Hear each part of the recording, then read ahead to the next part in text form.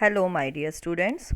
In chapter number 4, which is about animal kingdom, today we are going to start another phylum, that is phylum Platyhelminths. For every phylum, there is an identification. Here also, in this group, the animals which are observed, they are dorsoventrally flattened. That means their body, if you see from dorsal side, from ventral side, their body is just ribbon shaped, flat. That's why they have got the name platyhelminths. They are mostly endoparasites which are found in animals including human beings. Endoparasite means the animals, they are living inside the host animal for their requirement. Flatworms are actually bilaterally symmetrical. We have seen earlier they are triploblastic, acoelomate animals. All these terms we have understood earlier. The special feature which is found here, that is hooks. The hooks and suckers, they are found on the body because they are parasites. That is why they requires certain type of structures just to suck the nutrients from the host organism. So they are the special identification for parasitic forms. Some of them absorb nutrients from host directly through their body surface. Some specialized structures are also present, which are known as flame cells, which help in osmoregulation and excretion. If we see their reproductive mechanism, actually they are hermaphrodite. The sexes are not separate. The male and female individual, they are present in the same body. Fertilization is internal, as well as development occurs through many larval stages.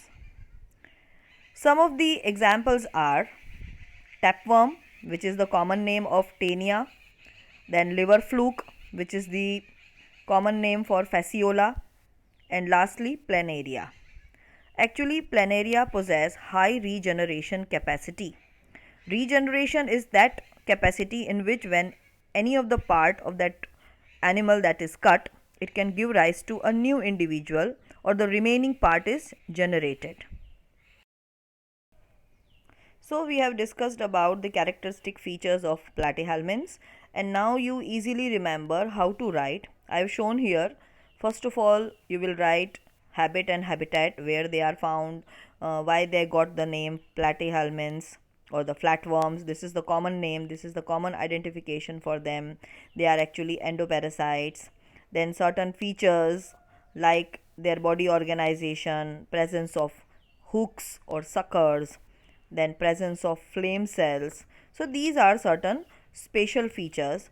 Even reproduction, the method of reproduction, and either the animal is having separate individuals or they are hermaphrodite. So these type of things you are supposed to write down. So write properly in the same manner. Then diagrams are not compulsory to draw here. Only the identification is required, that which animal is known as what. So planaria, liver fluke and tapeworm, they are only included here. The remaining two pictures are not included in platyhelminths. Okay, let us see the diagrammatic form, the examples of platyhelminths. A diagram is showing tapeworm, which is the common name for Taenia. Here you can see the anterior most part, it is very small and it is having the sucker which attaches with the host animal. Similarly, B diagram, it is showing for liver fluke, that is Fasciola, and here almost in the uppermost part a round structure that is observed which act as a sucker. Okay, now next phylum is known as Aschelminths. Actually, they are also worms. As we have seen earlier, platyhelminths, they were known as flatworms. Here the animals which are included, they have circular, they appear circular in cross section. That's why they got the name roundworms. So they are actually roundworms. They, if we see their habit and habitat, they may be either free living, they may be found in aquatic environment, they may be terrestrial, and some are parasites either in plants or in animals.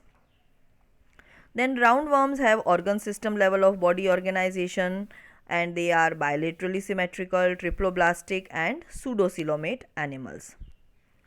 Then alimentary canal.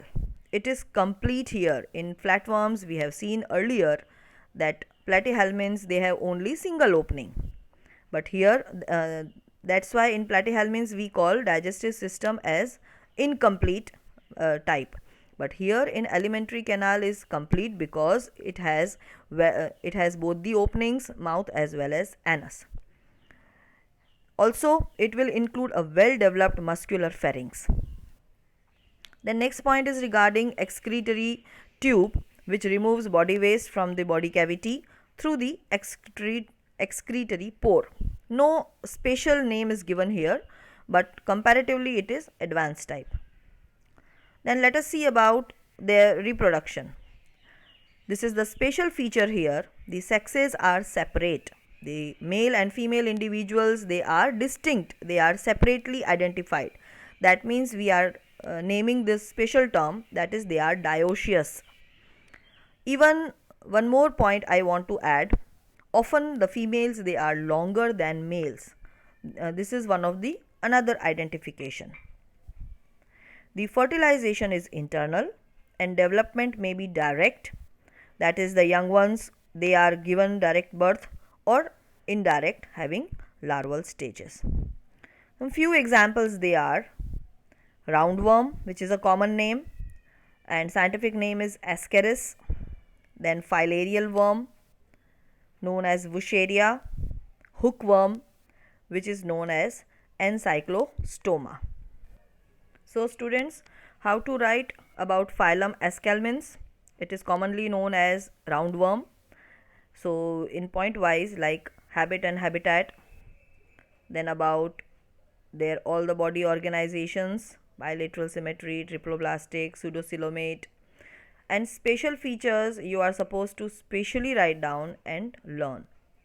Then about digestive system, which is another special point because it is digestive system is complete, and now onwards we will see in all the group of animals that digestive system will be complete. That means both mouth and anus will be present.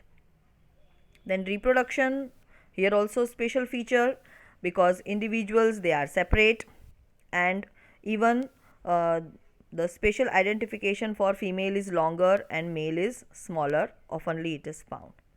So in this way you are supposed to write. Now this diagram, it is showing the diagram related to roundworm, that is Ascaris. As I have said to you, this is the special feature that male and female individuals they are separate, they are identified separately, and comparatively male is smaller than female.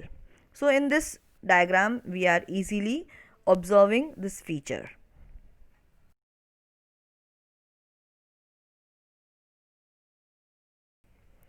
Next group of animals, that is phylum Annelida.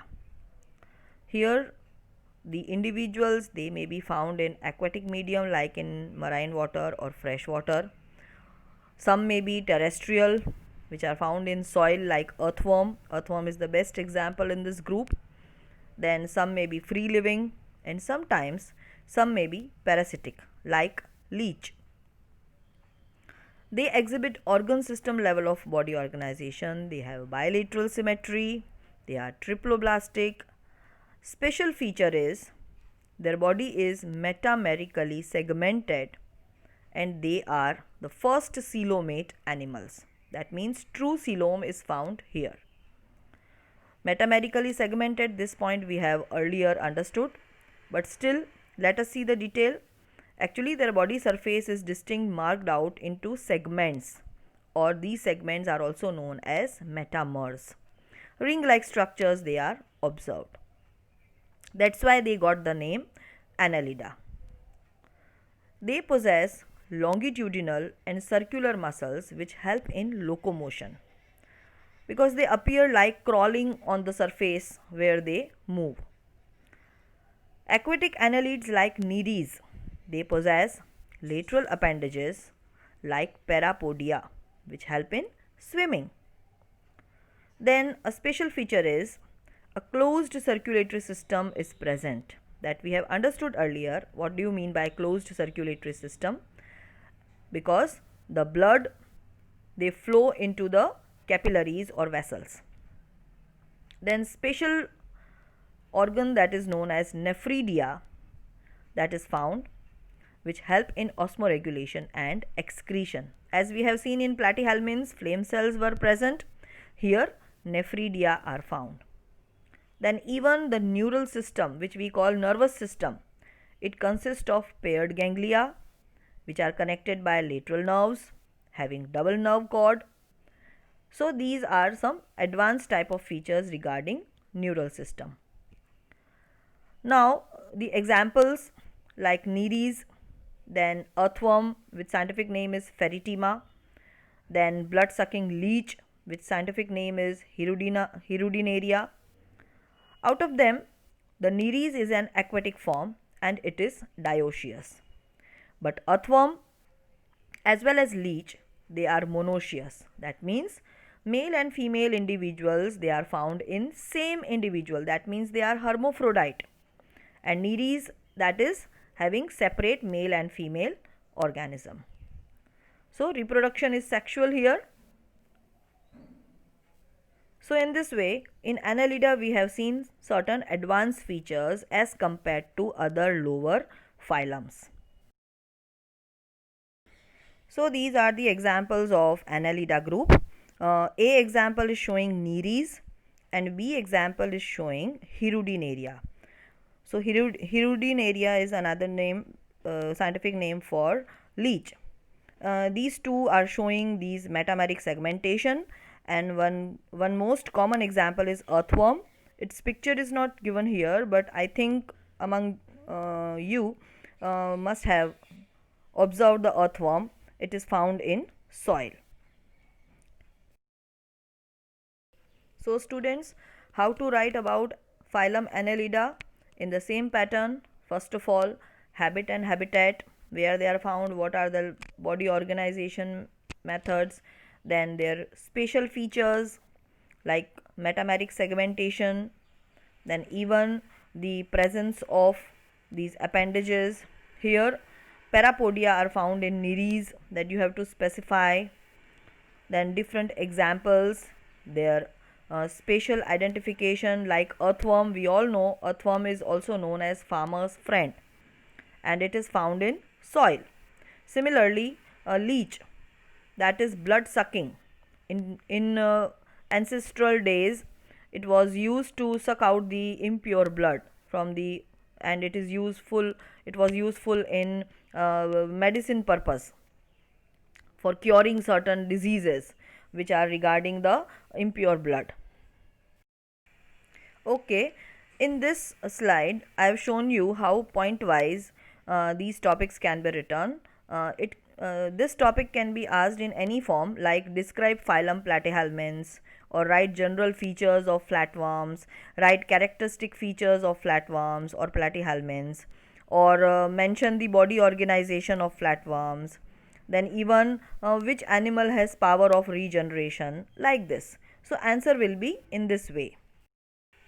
Similarly, this answer will be for a characteristic feature of Aschelminths, or special feature of roundworms, or just explain about the roundworms. So in this way, this is the explanation for Aschelminths, phylum Aschelminths. So in this way you can remember the examples and write pointwise. So today we have completed so many phylums. Very important phylums are also there, and similarly you can write for phylum Annelida in the same pattern. Only for showing you how to write, I have explained in the form of the pictures the last two slides, that how pointwise you can write and remember easily.